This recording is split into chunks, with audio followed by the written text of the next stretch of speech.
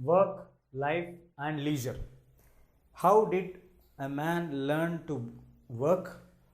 How did the lifestyle of the people change? And leisurely, how the game pattern, how did the new aspects, new attitudes, how to pass the time with a happy mood, all these things have come in to the lifestyle of the human beings.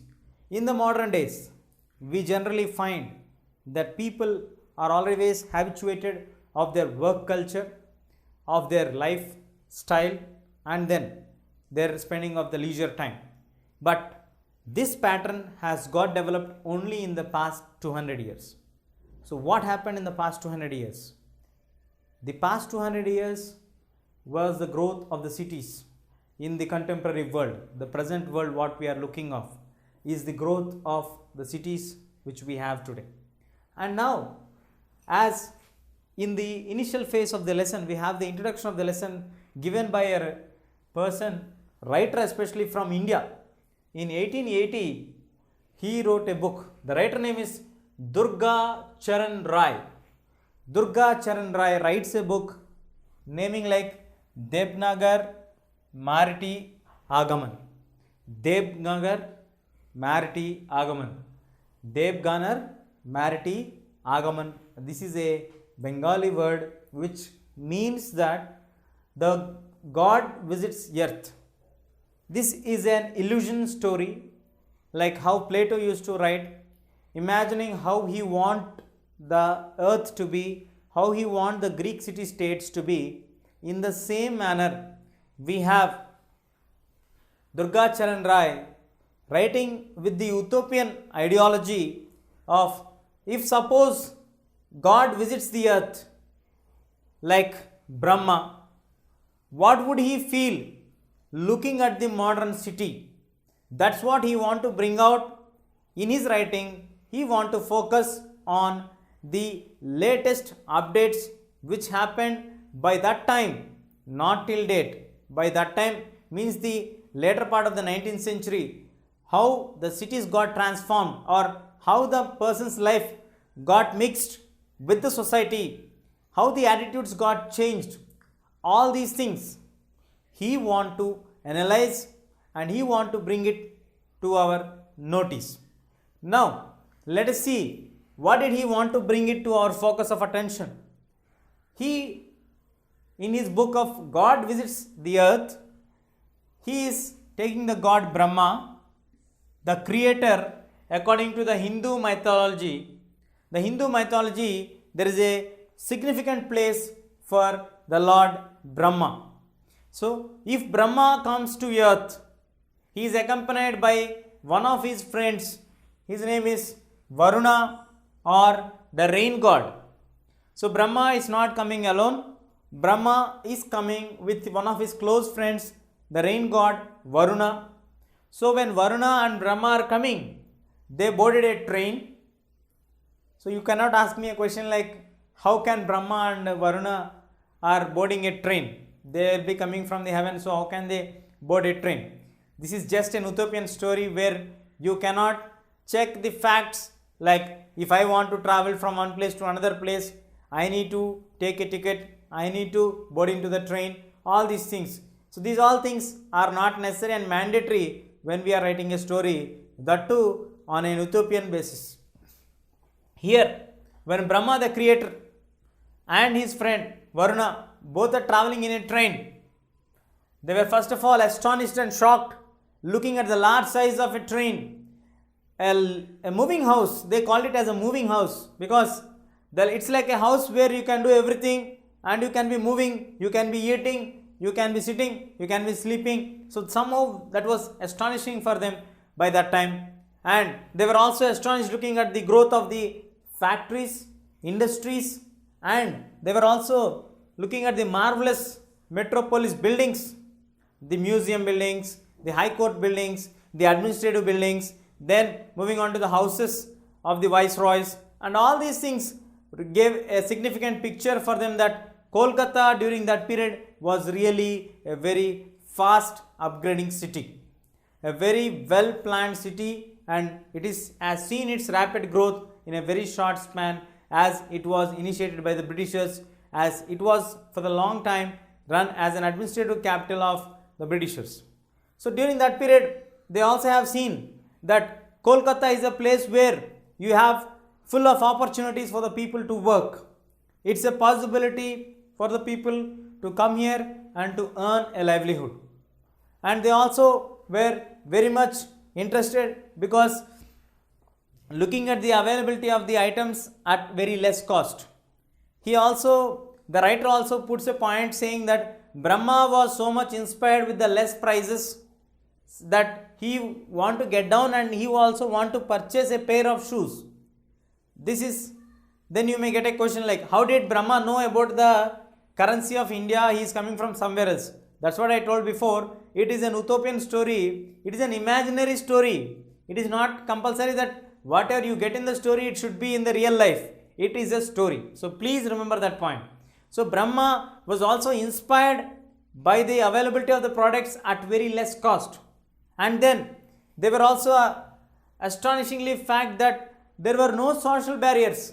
There were no caste barriers. There were no religious boundaries for the people. Earlier we used to consider that there were social boundaries for the people.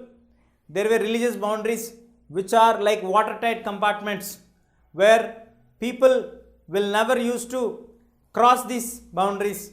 But in cities, when we get people migrated from various corners to that particular place, there is no possibility of having close links with the same categories of people, let it may be the caste, religion or any other correlational points what they would like to have in the societies. So it did not give any possibility for the growth of caste system in the cities or growth of religious communities on a larger scale in the cities. It is only the human beings who interacted, leaving about all the distinctions and the biases aside and focusing on their targets of doing their jobs, getting their incomes, feeding their families. Their intention was only to earn something and to feed their families happily, because they migrated from the far off villages or the towns where it was very difficult for them to earn their living. So that's how he want to bring out the point that in Kolkata we have a drastic change when it was compared prior to this movement and after the industrialization process happened. You may get a doubt, so today in modernization we have lot of history for modernization. We have seen the history of development of the England cities. We have seen the development of various other cities. So then how can we trace it only from 1880s and all? The development may be very fast in the West. It may be growing very soon in the West. The adoption levels of the people in the West may be very fast. But when it comes to India, it started only in the later part of the 19th century, and Kolkata was somehow very far in approaching and getting that advances towards its reach because of the British rule during that time. Kolkata was developed in a very larger scale. Now I am calling it Kolkata, but earlier in your textbooks you may get it named as Calcutta. So Calcutta was far developed during that period. I am not saying today it is developed. It is developed only during that period of time. It was far well developed. Today you may get development well in Mumbai, well you get in Chennai, you may get in Hyderabad also. But during that period, the development, when it is compared to the cities like Bombay or Mumbai, then Chennai, then Hyderabad, it was very less. They are in far advanced when compared to this one.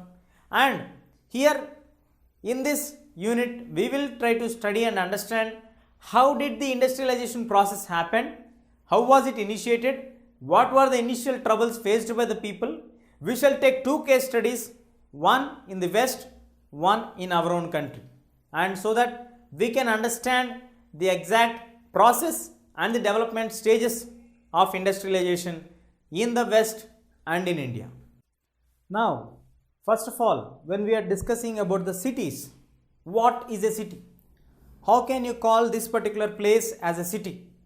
So as we know that we have specifications for everything. For everything we have characteristics. So for boys we have certain features, For girls, we have certain features. For every individual, we have certain facial features which differentiate from one person to the other person. Every item has certain characteristics. Every fruit has its own characteristics. In the same way, if any place to be called as a city, it should have certain characteristics. So now we shall identify the characteristics of the city. Let us see here the characteristics of the city.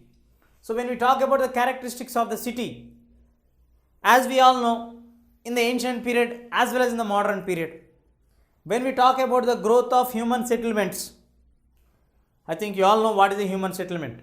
The place where the human beings initially got settled. The settlements later turned into towns, and from towns they turned into cities. So even today, the world famous settlements are nearby to the water bodies or rivers and lakes. Example I would like to give: Ur and Nippur in the western countries, Mohenjo-daro in Indian subcontinent. So this Ur, Nippur, Mohenjo-daro, all are river valleys only. All prove for us that the modern cities are nothing but the culmination of certain new activities into the existing cities or into the existing villages. Let us put it as villages which got advanced, then got named as cities. So what are that were added to villages to become a city? Let us find out them. First of all, a city is a place where you have certain people accessing political power in their hands. A city is a place where you have certain people accessing the political power in their hands. That is the first major criteria. Second one, they have the administrative network with them. They would like to have the administrative network with them. Third one, trade, religion. They used to have from that particular city trade relations with the other countries, with the other corners of the same country. So that's how this city will be very famous with the connectivity of trade links. And then we have religion, the religious aspects, religious worship places, religious priests, all these people staying in the city. And it also consists of very large population as a common feature of a city. Industries, opportunities, businessmen, small and large, all these people buckled up together is called a city.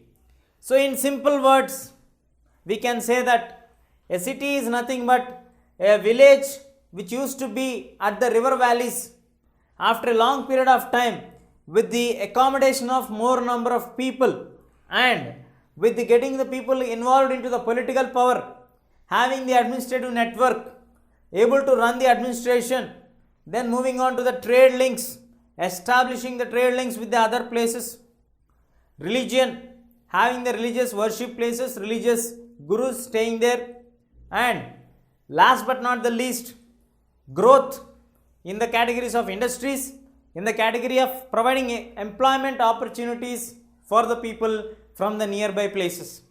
These all together can be called as a modern world called urbanization. In the modern world, we call a city is nothing but a place which got urbanized from a village. A village which got urbanized will be termed as a city. So, in order to understand the history of urbanization, we need to focus or do a case study on one of the best cities in the world.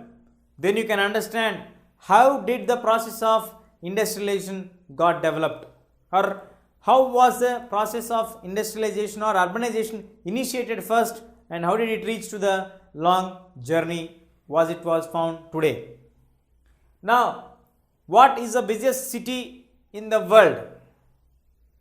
I think you all know the most happening city, the busiest city is London.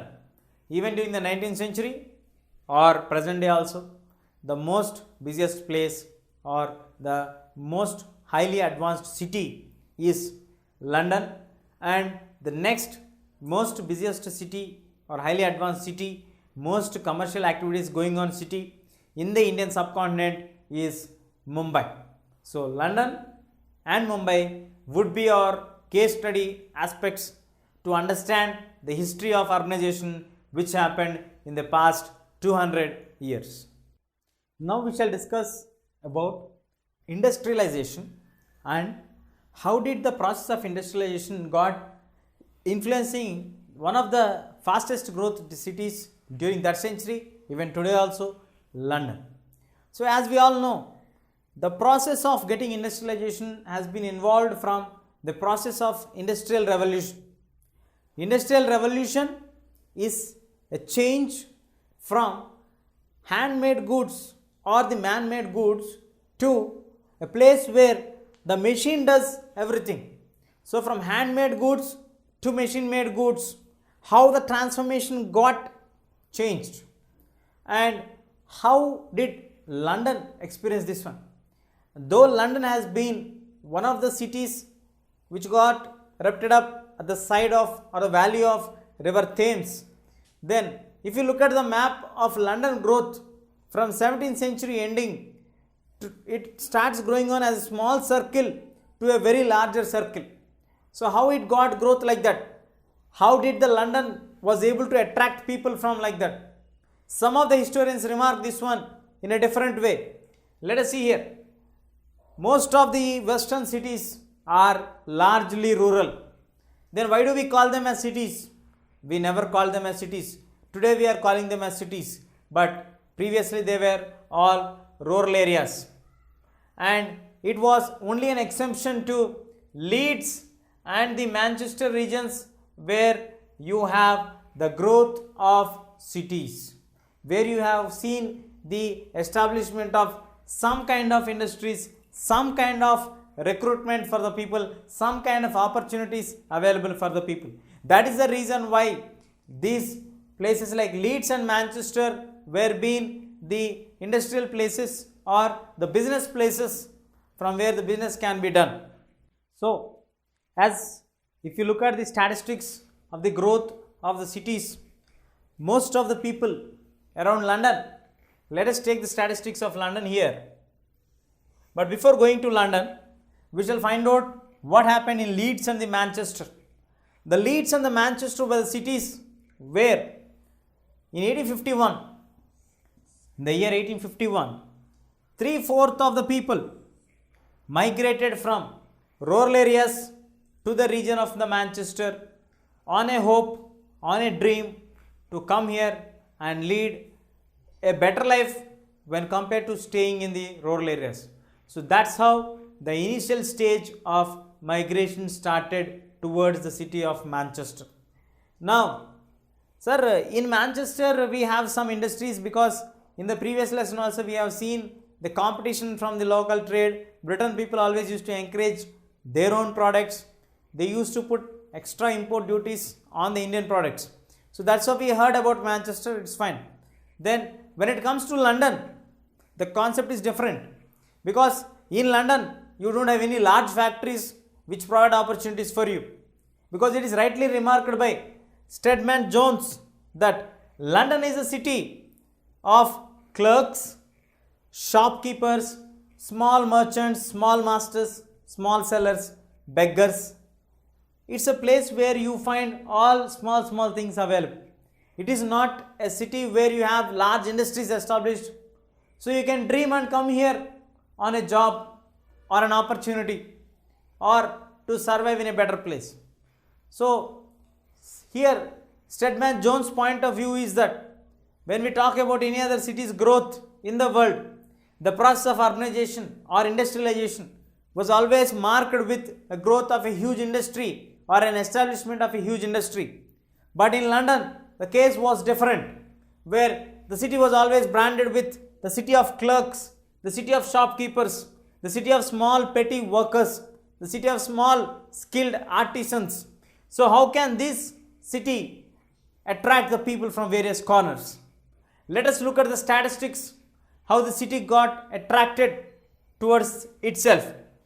In 1750, when the statistics were taken, 1 out of every 9 members in the society of England and Wales Islands you love to be in the city of London, the city of Colossal City, the city of London. If you look at the statistics still further, in 18th century, prior to this in 1750 as we discussed, the population was around 6,75,000, but by the time it came to 1810, it reached to 1 million, and within a span of 70 years, the population went on up to 4-fold increase, that is nearly 4 times 4 million was the population. From 1 million to 4 million, the population has increased. It was a rapid change or attraction of the people. Then the fundamental question of doubt arises here. Sir, you actually expressed your view that we don't have any large scale industries. All are small. The city of clerks, shopkeepers, small masters, street sellers and beggars. So how can this city attract so much huge number of people? We were talking about the situation in the 19th century where a million population was a population of a country.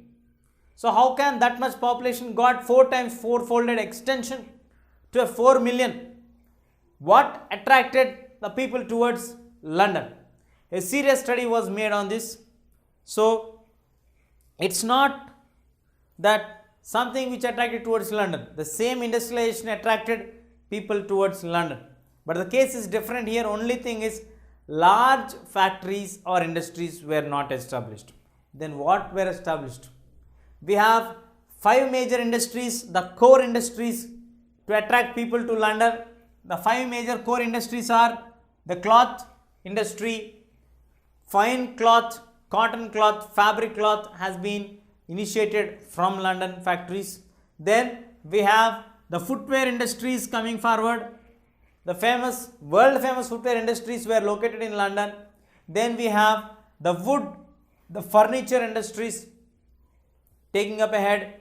Then we have the different metals and then the engineering products. After all these things, it is not left out. We also have the precision. What is a precision? A precision is a combination of different goods. Again in precision, we have the other small industries coming up like surgical industry, then the surgical machinery, whatever you need for making surgeries, for the medical equipment, then the different objects, whatever you need that are being produced in London, then the precious metals, what are available during that time in the market like gold, diamond and all, were also being exposed to the market from London. And along with this, with the World War I, the London industrialist people started to manufacture motor cars and electric goods by 1914. So that's how they started to make a very large market. That's the reason why people out of every 9, 1 person used to wish to dream to be in London, because you have a galore of opportunities. The opportunities are not restricted only to one factory, one industry, one particular categories of industries. You have n number of industries in future where you have a growth, you have a chance. If not, you can be a part of any of these sectors. You can be a clerk, you can be a shopkeeper, you can be a small master of your item, you can be a street seller. If not, you can be a beggar, a forced labor. But you have the industries where large like cloth, footwear, wood furniture, metal, engineering, possession coming under surgical objects and also the objectical industry. Then we have the precious metals like gold and diamonds. So all these, by 1914 they were also incapable of making motor cars and electrical goods. So all these made them to realize that in London, if we go there, we can find one or the other job, one or the other opportunity for us to survive. That is the reason why people choose London to be their final destination from late 19th century. That's how the population got tremendously into 4-fold times increased. Now we shall discuss about the crime. Why we have to discuss about crime? Actually, we are discussing about the marginal groups which established in the city of London. As the population has been growing to four-fold times from 1810 to 1870, when we take the statistics, it became from 1 million to 4 million, nearly four-fold times it has been increased. That's what we have discussed in the previous part of the lesson. So as the time passed on, with the population has increased, the crime also started to increase in a very larger scale. And the astonishing fact is that in 1870s, when the research was made, nearly 20,000 criminals were found in London. 20,000 literally. The police were really worried of what has to be done to maintain the law and order. Because if you have 20,000 criminals moving around here and there, every corner of the city would be in trouble. So how to control the law and order was a very big and difficult task for the police of that time. So the book written by Henry Mayhew wrote the book that studying what are the factors that really made the people to turn towards criminals. Why the people in London were interested to become criminals, because 20,000 is not a small number. 20,000 is a large number. So what are the factors that are motivating the people to turn into these criminal activities, illegal activities? Then he had made a study and he had released a volume of series of books on the attitude of the criminals and the problems of the criminals, and establishing the fact that in London you have criminals because they belong to the poor category people, underprivileged category people. The people, those who are not able to get access to any kind of jobs, those who will not able to get any kind of possibility of getting any jobs or education, these people only will try to do criminal attitudes or criminal activities, because there is no other alternative for them to do. The best possible alternative is to do these illegal activities and earn some kind of income for them. Yes, of course, there are some negative points. From the criminal's point of view, turning to be a criminal is not an easy point. There are also skilled people in this criminals also, who can do large number of misplacing some things or doing the thefts and all these things. Now moving on, so as a precautionary step, the situation of London was really an alarming one, because we need to take a call immediately, because 20,000 criminals roaming on freely, openly, it's not an easy task. It has to be addressed, it has to be questioned clearly. So the police were really worried about the law and order. So they were trying to find out what are the possible solutions for this one. They started to understand what are the best thing that has to be done. As the books written by Henry Mayhew brought into light that most of the people who are in the criminal attitudes or criminal activities were really suffering from lack of jobs. They were not given any access to any kind of jobs. And also in order to place discipline in the city, the polices were firm in their action. So the discipline, in order to replace discipline in the city, high penalties were imposed for the crimes. In order to get the discipline, high penalties were imposed for the crimes, the criminal activities, so that people would not restore them to go towards the criminal attitudes, because you need to pay heavy amounts as compensation amount. It's a crime amount. So then most of the people have come down, and if you don't do crime, what should I do? So whoever is there, the deserving poor people who needs jobs were given jobs by the government. Whoever needs jobs, the possibility of getting a jobs, but because of their poorness, they were not given any jobs. Those people were given the job opportunities. And not only this, during that time, one more growing scenario was that women were taken into the factories to work in the newly coming up factories, where women started to move themselves into the factories and started to earn. But it was a very short-lived dream. From most of the women who got employed into the factories were replaced because of the technological advancements which brought machines into the factories.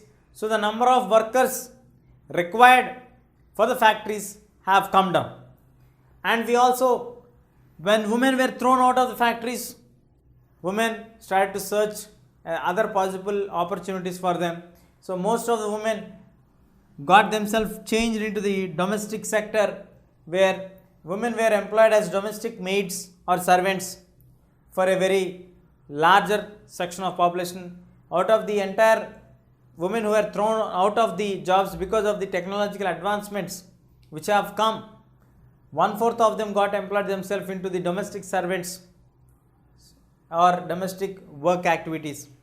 And later, in order to compensate their income, because as a domestic maid or servant they get very less amount of income for them, so they started to give their house for lodging and rent to earn some income. They started to do tailoring, they started to do washing of the clothes or making of the matchboxes. All these things were made in order to compensate their income. But as the time passed on, they were entering into the early part of the 20th century. The industrial progress started to boom up again because of the World War I. Again, the wartime industries gave again a boom for the women to come back to factories. So this brought back again women to factories. So now women are back to the factories. And later, Andrew Mirans writes in his book, he was actually a clergy who has studied the situation and wrote that The Bitter Cry of Outcast London, a book which was released in 1880s, which shows for us that the situations are not as easy as it was told. And he also gives an example saying that why did the people prefer to go for doing criminal activities rather than going and working hard in any factory or in any industry if they get a job? Because it was very easy for a 7-year-old child to get 10 shillings and 6 pennies per week. If he is educated, if he works for an industry, he has to make nearly 56 batches of matchboxes to earn this one in a week. Instead of that, stealing 10 shillings is an easy task for him. It is a one-day activity which can make him to survive for 1 week. Where 1 week you do hard work, you may get only this much of amount. That's how the people started always to think in the other way to earn. So maybe that is also one of the reason which made a possibility of getting easy money for them without doing much hard work. And then only in Education Act, Free Education Compulsory Act was passed in 1870, which brought most of the people into the primary schools. And then we have the factories restriction of children into work in 1902, where this also brought the children away from the factories and close to the schools. That's how the marginal groups started to emerge, and then finally the children are into the schools. Now we shall move to the discussion of establishing the housing. How did the housing of London happen? The housing of London was actually not well constructed before the industrialization. With the industrialization, with the pouring of people into the city because of the industrial growth, maybe not with the larger scale industries, but because of the small scale industries, because of the wide opportunities available for the people. Now, people found it very difficult for them to find houses there, and they were of very high rents and all these things. So the owner of the house or the owner of the factories used to prefer to give for the employees, workers, the tenements or the tenements. You heard it right, it's not tenants, it is tenements. Tenements is nothing but a place or an apartment where it was being overcrowded with the population, overcrowded with the people. So it's not a separate individual house given to the people who work in the factories or industries. It is a apartment with small rooms allotted for more number of workers working in that place, which was naturally unhygiene and unhealthy atmosphere prevails there. So in 18, these all are a symbol of existence of poverty. It is not a new reason or a new logic to understand that in London we have poverty. In most of the villages we have poverty. That's the reason why people are moving from the villages to cities.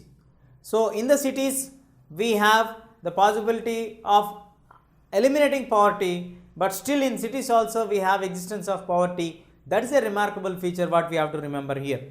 In 1887, Charles Booth he himself conducted a survey. He is an industrialist person who himself initiated the process to conduct a survey, and in this survey he told that it is nearly 1 million people are there who are lack of houses in the city, and it need to be constructed houses for them, and the average life expectancy of a person from the below middle class families has been dropped down severely from 55 years to 29 years, which was a serious concern during that time, because it was age of 55 years which was a good age to survive from the middle class community. I mean, like, life expectancy period I am talking. It's not saying that only they have to live for 55 years of age. Their life expectancy was up to 55 years.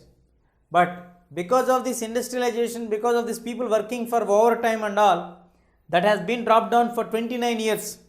And it also shows that most of the people would die at workhouses or in the hospitals where there were no proper conditions available. And he clearly concluded saying that we need minimum 4 lakh houses for the poor people to be there. So this was made the survey which was revealed to all the people. The government started to take actions on this one. Government initiated the process of building the mass houses. So there are again certain problems in this one. Once the mass houses are built and given in some areas, they were able to find certain problems, like the vast mass one-room houses were proved to be unhealthy. That is the first problem which has been identified. The second problem is the fire hazards may happen in the mass one-room houses. One is we have health issues, second one we have the fire hazards, and the third one we have the fear of social disorder. What is this fear of social disorder? Because when we are looking at the time period when this is actually going on, it is going on in around 1920, 1917 to 1920, when the other side in the east, in Russia, we have the Russian revolt going on in a peak stage, where the system has been completely got transformed into a new system. So the people in England, especially in London also, were afraid that workers may also revolt and be rebellious and may demand for something else. So we would like to go for workers mass housing scheme, which stopped the workers turning them into rebellious. So that's how the housing started in Great Britain, or especially in focus towards the city of London. So in London there was no proper housing facilities available, but with the tenements which we have, the tenements were actually temporary houses or the apartments which were given for workers in a very large number, always overcrowded, and it proves that there is poverty in the London existence. Charles Booth, he himself made a survey in 1887. He found out that nearly 1 million people in London do not have houses, and the average life expectancy of the lower middle class people, those who are working in the factories and industries, have come down up to 29 years of age, and most of the people are dying in the working houses or in the lack of the facilities in the hospitality. So it is must, he concluded saying that minimum 4 lakh houses should be the initiative taken by the government to build. And later, when the mass houses were built, the practical problems are this: vast mass one-room houses were built, which proved to be a health hazard, and later another identified problem was a fire hazard, and the larger point was the fear of social order, which was expected during that time. So workers mass housing scheme stopped workers from turning into rebellious mood. Now we shall move on to cleaning London. How did the concept of cleaning London has come? What is the necessity to clean London? As we all know that even in the modern cities we have huge pollution. So because we have more number of small scale industries established in London, almost the entire London was filled with a lot of pollution, and that's the reason why people are getting a lot of health issues. Several attempts have been made not only in London, prior to this in Berlin and the various other places where the similar situations were in existence. So, in order to clean London, we need to have a healthy London.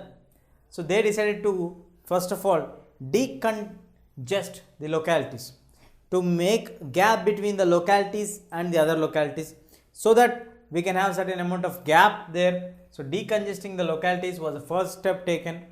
The next major step taken was green the open spaces. Wherever you find the open places, fill them with the trees so that you get some healthy atmosphere from there. Some good amount of fresh air will clean the polluted atmosphere there. And then rent control was another major concern, because of the people getting rents in very too high wages, more number of people are staying at very closed areas. Because of that, pollution is increasing. The aspects like releasing of carbon dioxide into the air, these all aspects have been increasing. That's the major concern. And during the time of World War I, where we have many people coming into Britain and people moving from Britain to other places, so the rapid movement of the people also made the government to restrict the rents during that period, and the demand for cleaning of the London went on to its peak during the time of the World War I, saying that we should have new lungs, otherwise we cannot survive here. So that is the severity of the problem can be understood from this line itself. And then looking at all these issues, the architect Ebenezer has made certain suggestions, like we will go for a garden city. A garden city is a place where it is full of plants and trees, where people can live and people can work.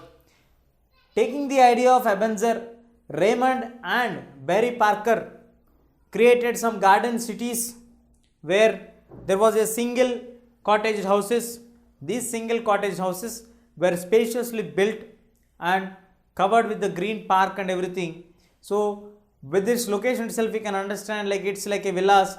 So it was only for the well paid off employees, not for the other categories of people. Somehow it could not reach to all the other people. It could not satisfy the problem or solve the problem of London.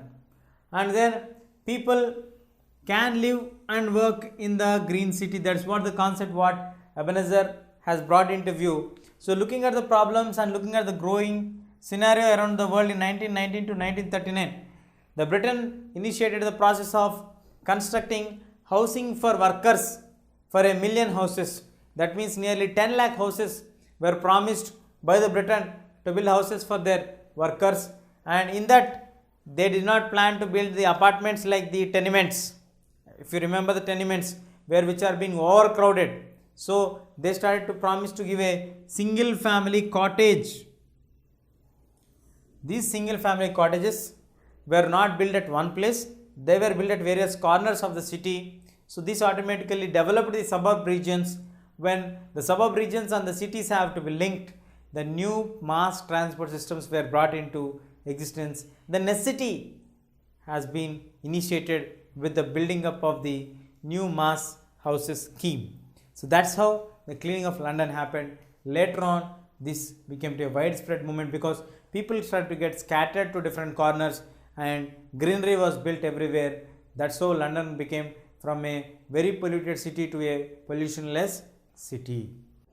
Now as we move on for the discussion of point like how did the transport system got developed in the city of London.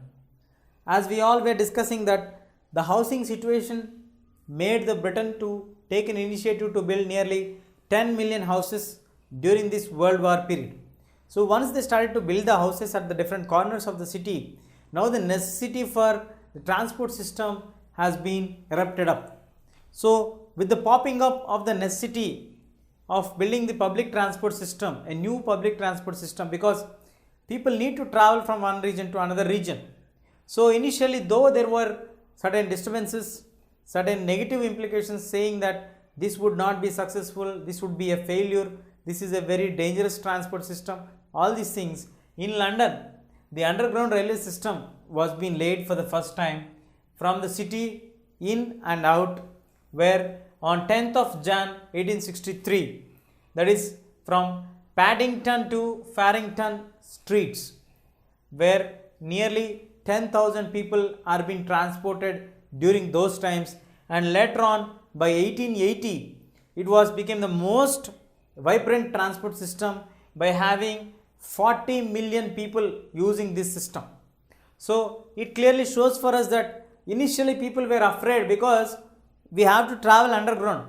Till that time we were not aware of any such kind of things which are going on.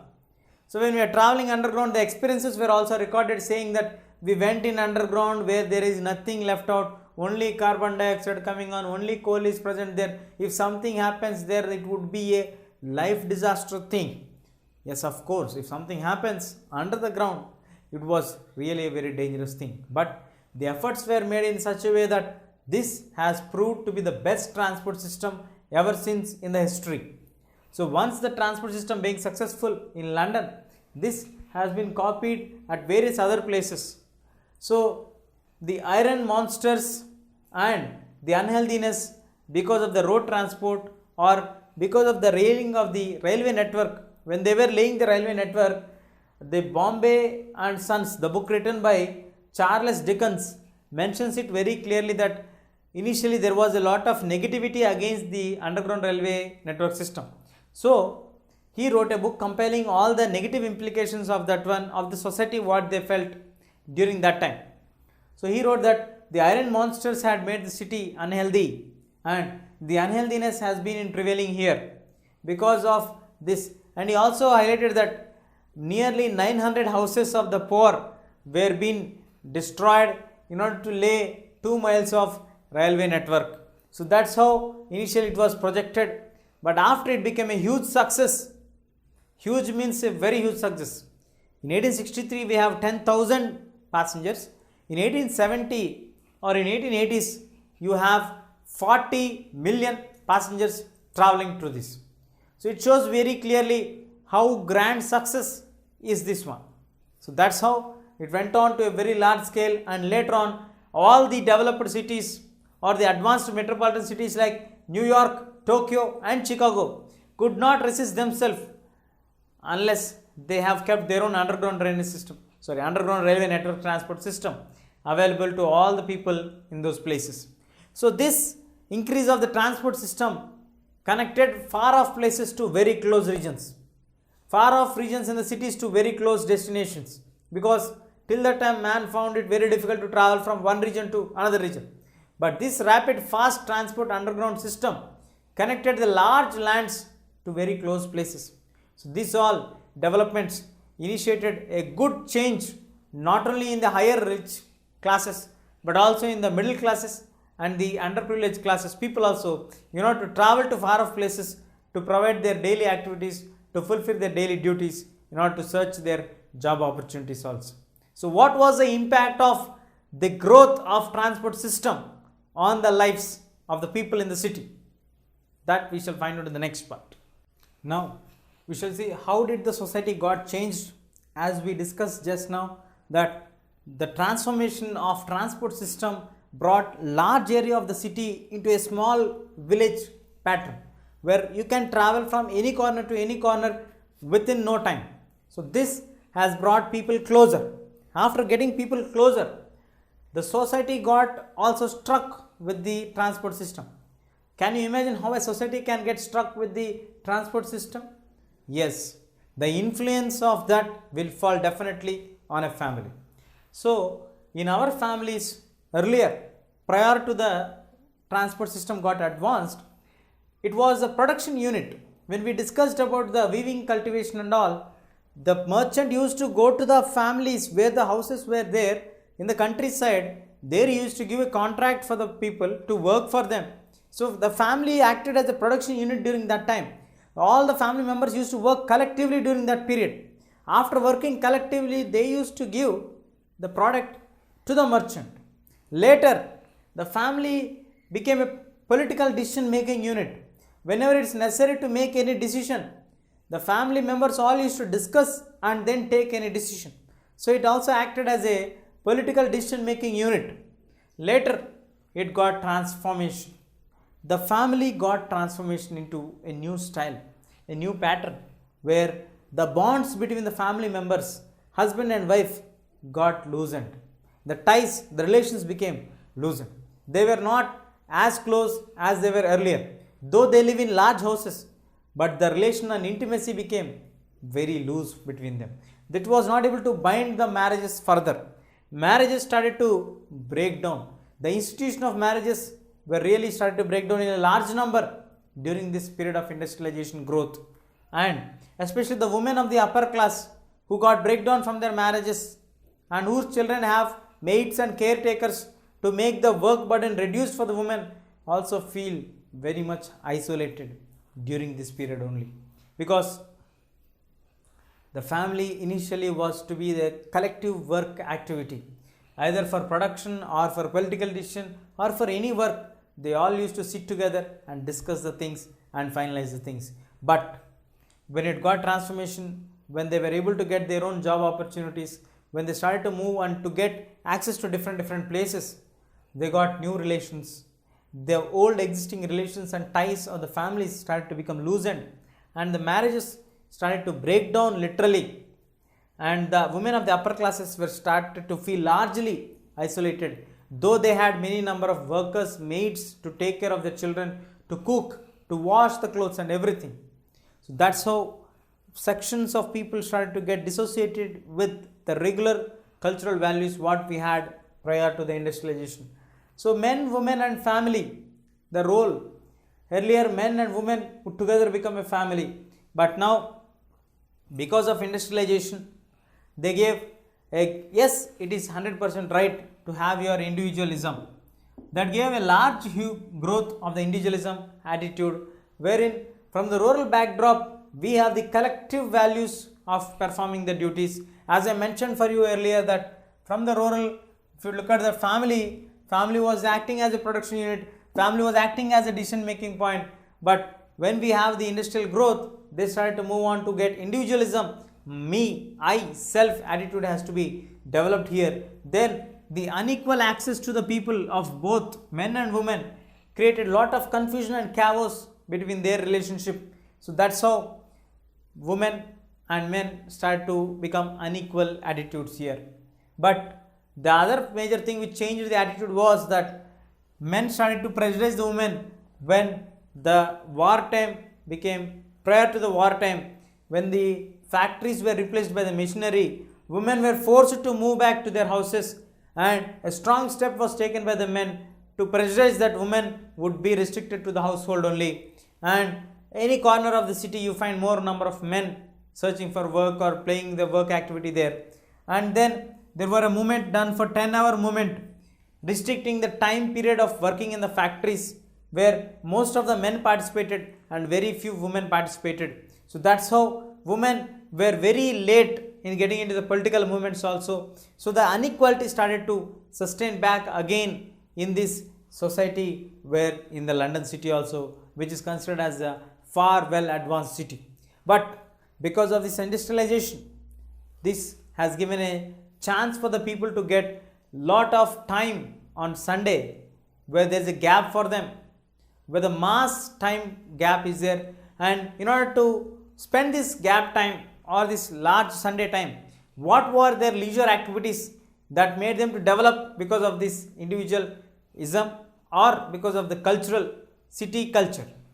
What happened and what was their leisure time practices of the people, that we shall analyze now.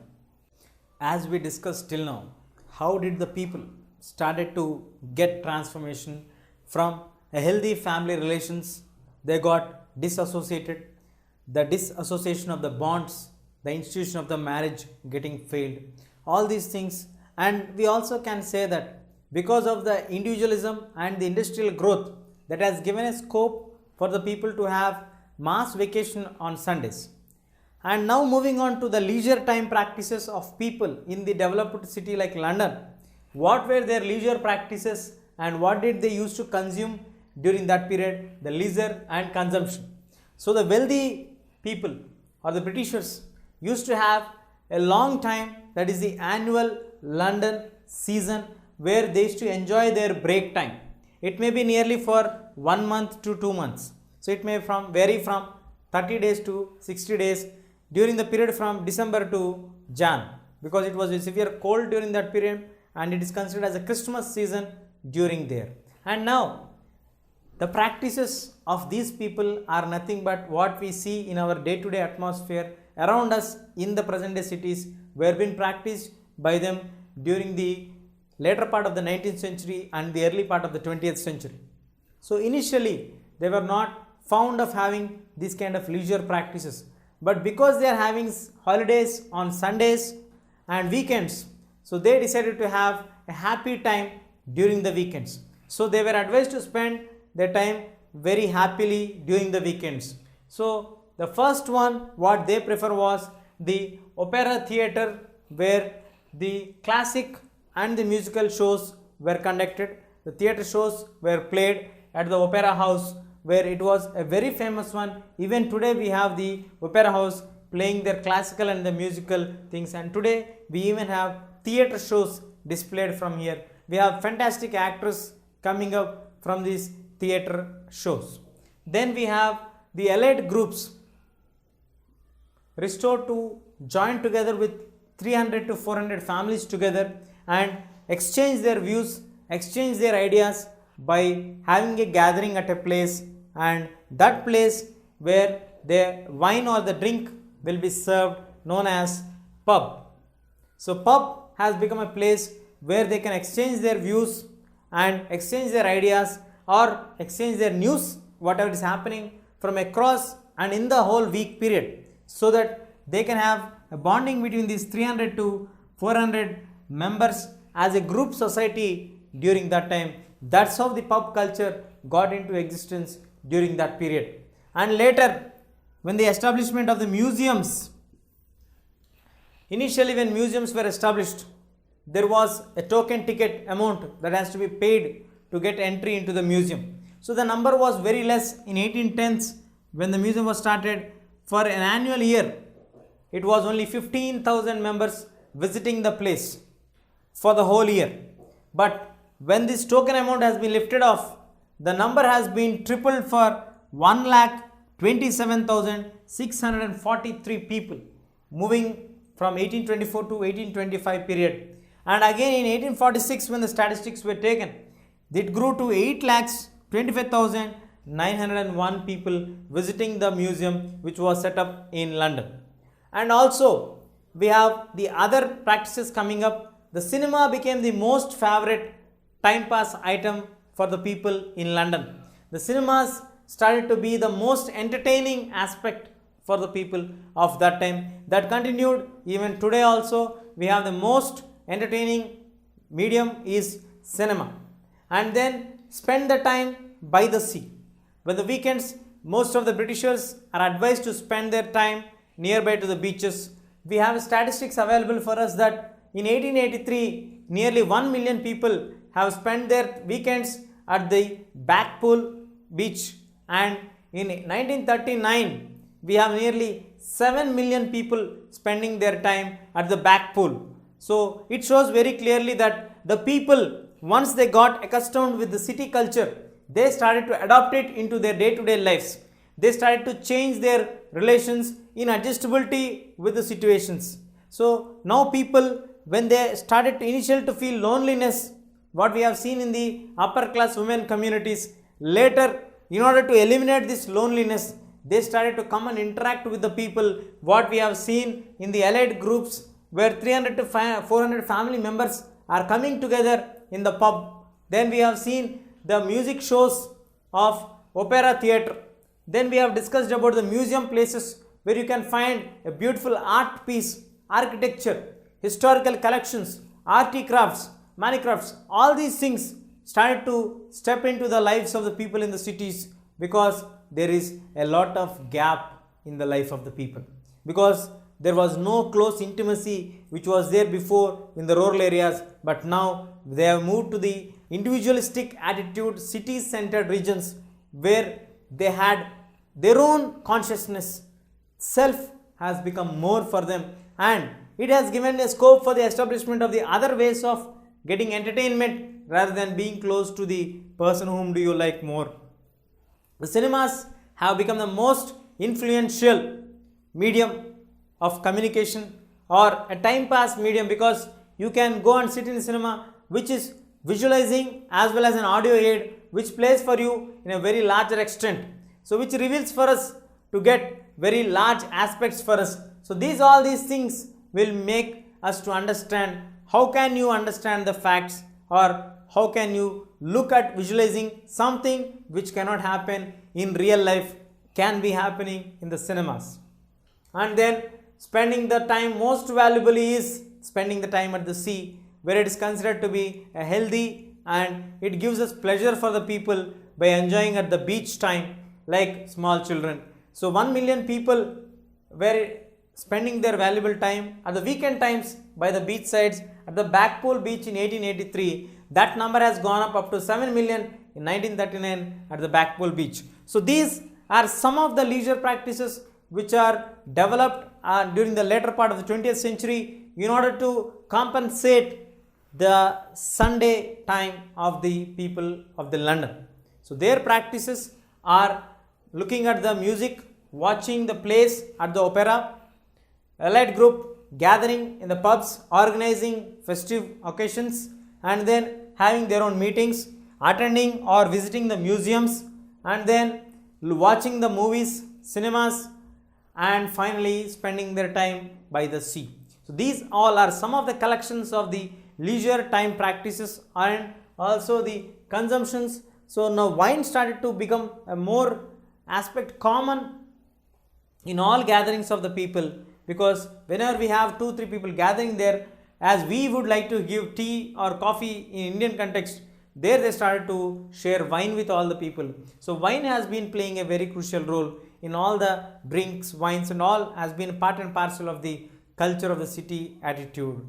So along with this, we have different music getting up involved, and this got development into various other stages. That's how the time pass or the vast Sunday gap, mass Sunday gap has been finished or spent by the people in London by using all these different leisure time practices to spend their valuable time and consumption.